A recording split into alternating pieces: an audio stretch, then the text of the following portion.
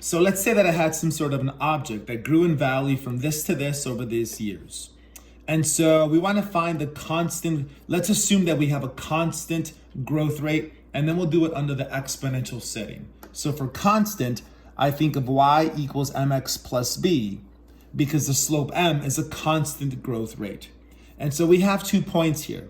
But let's pretend that 2017 is times 0, and this would be times 6. So for times 0, I have $5,000 in worth. And then for times 6, because again, this is 6 years after, for 6 years after, I have 7,600 in value. And what we can do is we know that b is going to be the y-intercept, or the initial value, which in this case is 5,000. The only thing now we need is m. M is the slope, the growth rate. So think of m as like y2 minus y1 over x2 minus x1. Well, y2 minus y1 is the growth rate, or the amount that it grew by. So from 5,000 to 7,600, it grew by 7,600, or by 2,600 rather. It grew by 2,600, right, if you subtract.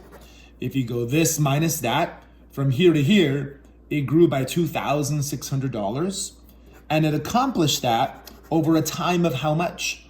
Over a time of 6 years, because from 2017 to 2023, that's 6 years. And this reduces to 1,300 over 3. So this is the constant growth rate, which you can plug in for m, right there. So we have y equals 1,300 over 3 times x plus 5,000. So this here represents the constant growth rate equation for my own random example that had an initial value of 5,000, and it grows by this much every year. So this is my version of it. Maybe they wanted you to call it like f of t or something like that. So whatever variable they're using would replace x, and whatever name they have would be written over here. So now let's do the same thing, but this time under the exponential setting. So for exponential, we have like this. We have y equals a, and then we can call it b to the power of x. This is exponential, where this here is the initial value, and this is the growth rate, and this is the time. So let's see. So we know that the initial value is $5,000. We do not know the growth rate, and we don't know the time necessarily. So let's consider what we have. We know that after 6 years, it became this. So what we can do is instead of x, we can put 6, because that's the years. And instead of y, we can go 7,600. And so now, why don't we fill this out? We have 7,600 equals 5,000 times b to the power of 6. Why don't I divide 5,000 into 7,600?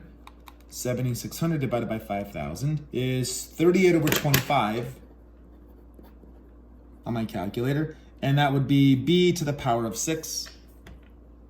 Now what I'm gonna do is I'm gonna take the 6th root of both sides, because the 6th root knocks out b to the power of 6. And so this tells me that my exact value of b is the 6th root of 38 over 25. And what I want you to see is that we're actually done. Because for exponential, we have this equation where this is the initial, in this case 5,000. And in this case here, b is the growth rate, which we found over here. So what I have here is, let me write it down here at the bottom.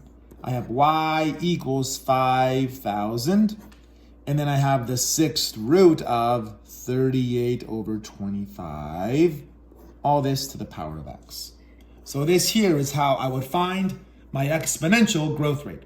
I would use the given point in the future to find the growth rate b.